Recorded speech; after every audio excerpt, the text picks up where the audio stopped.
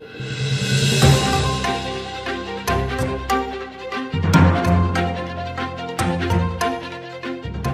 ज्यांचं काही म्हणणं आहे ते थोडंसं चुकीचं होतं.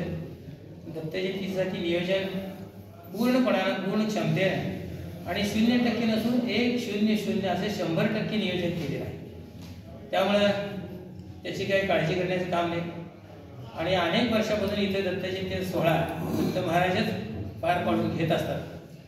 परंतु त्याला जे काही श्री क्षेत्र नृसिंहवाडी येथे येत्या 26 तारखेला दत्त जयंती सोहळा मोठ्या उत्साहात संपन्न होणार आहे.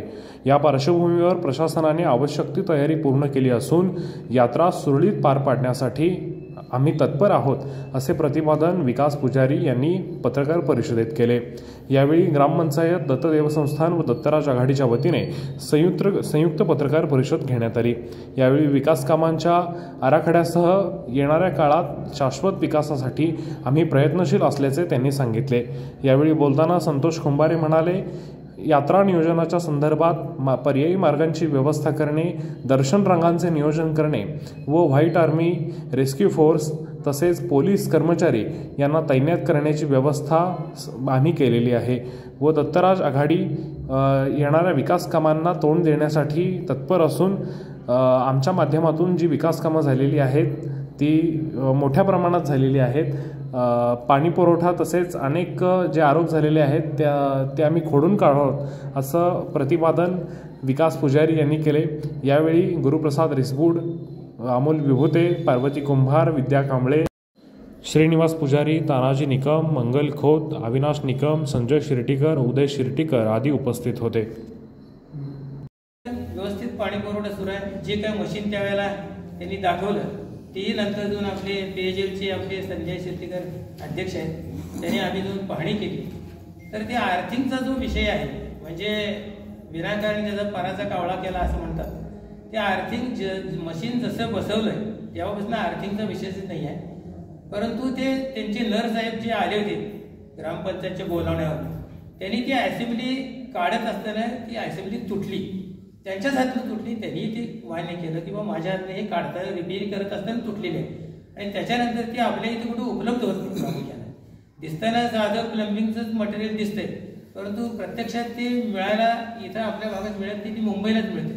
त्यामुळे मुंबईला त्यांनी जाऊन मुंबईतनं पाठवून दिलं त्यांनी आणि इथं बसून व्यवस्थित आपला पाणी पुरवठ्याचा सगळं कार्यक्रम सुरू आहे. दैनंदिन स्वच्छता आहे. बाकीचे कर्मचारी इथं तुम्ही सगळेजण बघतायत, गाव सगळं स्वच्छ करायचं. पहाटे 5 वाजल्यापासून हे कार्यक्रम.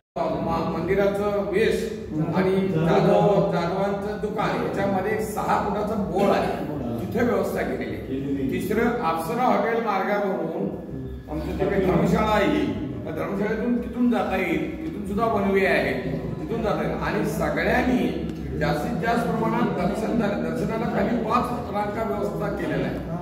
एक मुख्य समोर देवासमोर आणि बाकीच्या 3 मुखदर्शनाच्या रांगा अशी ती व्यवस्था केलेली आहे. तर 5 रांगा एकूण तिथं कार्यरत आहेत. दक्षिण आणि उत्तर बाजूला शॅमियाना भरपूर मोठ्या प्रमाणामध्ये घातलेला आहे. आरो सिस्टीम ठेवलेली आहे. आरोग्य खात्याला सूचना दिलेली आहे की 3 टेबल तुमचे तिथे ठेवा, एक प्रथमोपचार पेढी तिथे निर्माण करा, त्याच्याबरोबर ॲम्ब्युलन्स तात्काळ व्यवस्था तिथे उभी केलेली आहे. नावाड्यांना सूचना झालेली आहे त्यांच्याबरोबर. आणि त्याला 2 बोटी तुम्हाला अजून येणार आहेत की लाईफ जॅकेट घालून 24 आवर्स 3 दिवस तुम्ही पेट्रोलिंग करायचं आहे, ब्रिज पासून संगमापर्यंत ही व्यवस्था केलेली आहे. आणि आतापर्यंत माझा आतापर्यंतच्या इतिहासात जर बघितलं तर 1% कुठंतरी कोणाचं तर पोरगं चुकतरी तर कोणातरी पाकिट मारलं जातं. 1.1% 99.99% यात्रा सुलभतेनं होतच असते. ही महाराजांची कृपा. सगळीकडे 1% कुठंतरी कोणाचं तरी पोरगं